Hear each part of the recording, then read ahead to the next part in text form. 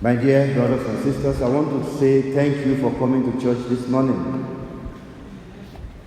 I'm saying thank you because there are so many things that can keep us awake, especially that many of us, or all of us, heard yesterday that the Prime Minister gave a press conference and he mentioned the churches in it. There are some persons who can say, no, I start my own today, not from tomorrow, but you have chosen to come. So God bless you in this Mass. Amen. In our readings today, in all our readings today, God is telling us just one thing. He wants us to know that His kingdom, or the salvation which He brings to us in Christ Jesus, is not exclusive. That His salvation is open to everybody, both the Jews, the Gentiles, both you and I, and everyone, even those of other religions. The Word of God wants us to remember that the kingdom of God is not just meant for a category of people, but it's open to all. Right from the beginning, the Jews mistaken that, they misunderstood God and took the kingdom of God for their own personal property, their personal entitlement, that they fought it in every way, especially when Jesus came and He was mingling with everyone. And that is the reason why He faced a lot of opposition from the scribes and the Pharisees. But the Word of God is saying to us today that no matter who we are, no matter what social status we may occupy or we may attach to ourselves or attach ourselves with, no matter our race, no matter our color, no matter our political opinion, no matter what distinction we place between ourselves and others, that God is the God of everybody, and all of us are called to be one children of God. Once we come to God in faith, He becomes our Father. And so the prophet Isaiah, in the first reading today, will say that even foreigners who come to attach themselves to the Lord, who accept His word and hold on to it, who keep the law of the Sabbath and do whatever God says His people should do, they will be brought to the holy mountain of God, and they will become members of His household. And so there is no distinction, no discrimination of any sort at all. As St. Paul writes in Galatians chapter 3 verse 28, that there is neither Jew nor Greek, there is neither slave nor free, men and women, there is neither male or female, for all of us are one in Christ Jesus. And the same St. Paul says in the second reading today, that God desires to show His mercy to everyone. He desires to give His salvation to everyone. And that is the reason why He, St. Paul, had been sent to the pagans, so that the Jews who originally were called to believe in God and be saved will see the salvation of the Gentiles, then become envious and turn to God, in order that everyone might benefit from the mercy and the salvation of God. My dear friends, we see the demonstration of what God is saying, the Word of God is saying today in the Gospel reading this morning. We hear about a non-Jew, a foreigner, a Canaanite woman whose faith in Jesus Christ was able to save her daughter. To give us the background of the story in the gospel this morning, we must keep in mind the fact that for the Jews, salvation of God is meant only for the Jewish nation. And so if you are not a Jew, forget it. If you are not from the bloodline of Abraham, Isaac, and Jacob, forget it. You are doomed to die. There is no hope of salvation for you. And besides, for the Jews to be called a Canaanite is like a curse. The Canaanites were pagans. They were the ones whom God took their land and gave to the Israelites. And because of that, there was this long-standing strife, tension between the Canaanites and the Israelites. And so they were considered as ancestral enemies, opponents. But in the gospel reading today, we are told that Jesus left Gennesaret, which is Galilee, and went to the region of Tyre and Sidon, which is the territory of the Canaanites, the ancestral enemies of the Israelites. And surprisingly, this woman from that district came out and started shouting, "Sir, Son of David, take pity on me. My daughter is tormented by a devil. Have mercy on me." But initially, Jesus pretended not to notice her. He ignored her. And at the point, the apostles had to approach him and say, "Please send this woman away. She's embarrassing us. She's shouting and following us."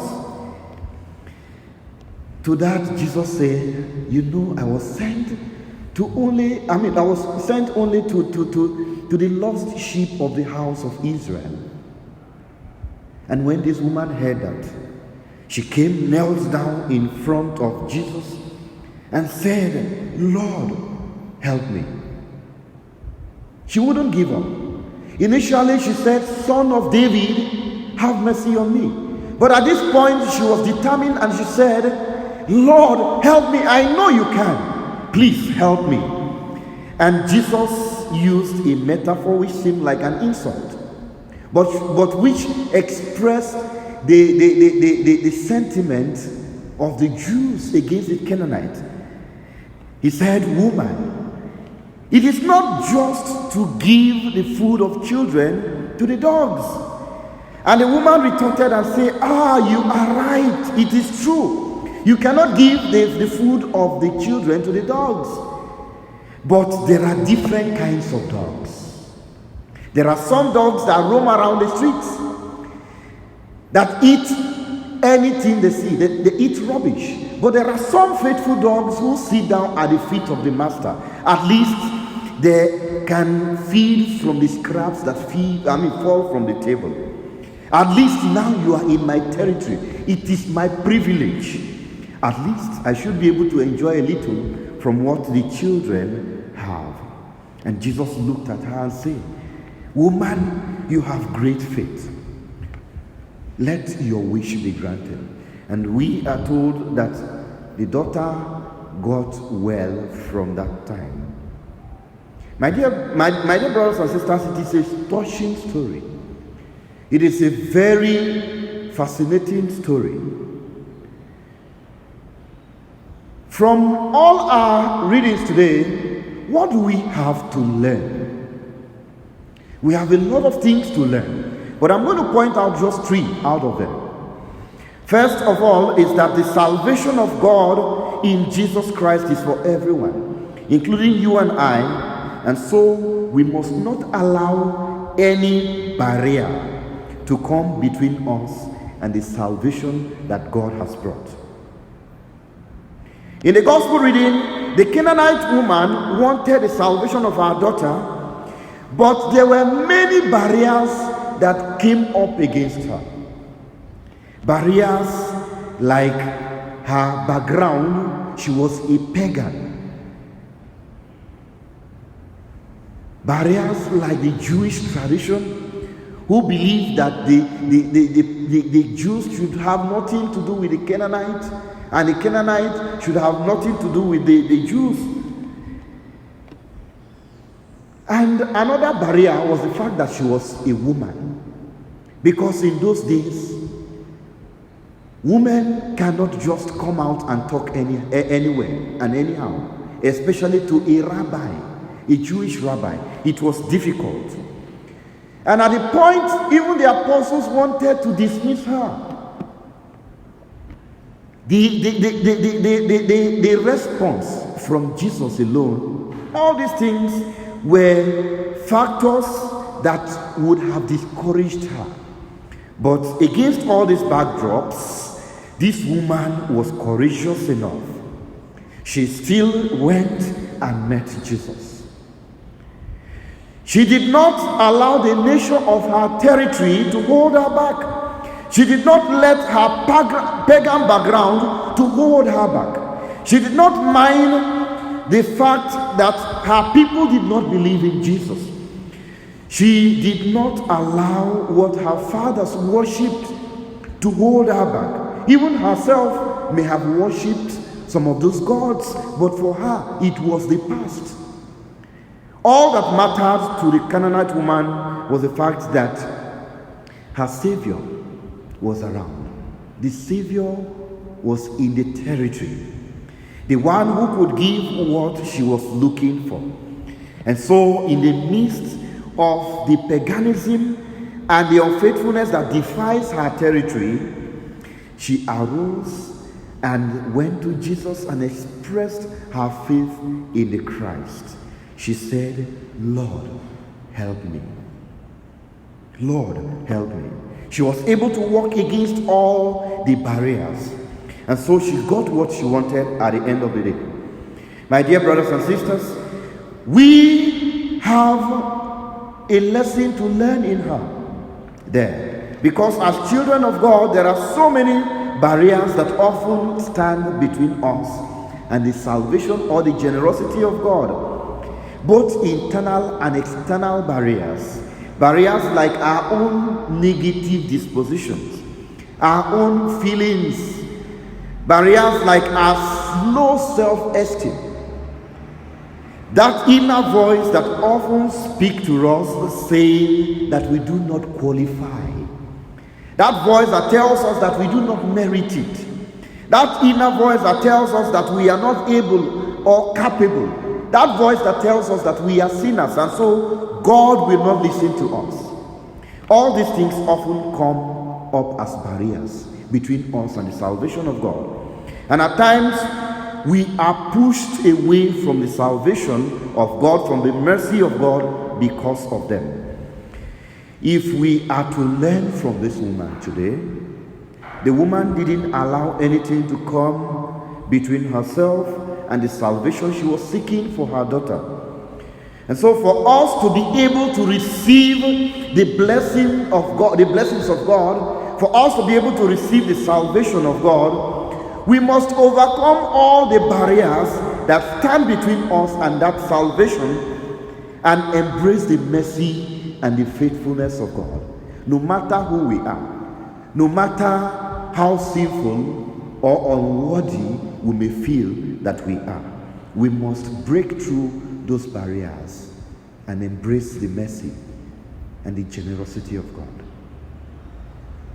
The second lesson we have to learn from our readings today is that we must always engage God with a deep and persistent faith. In other words, we must not give up. This woman had everything pushing her away from what she wanted, but she didn't give up.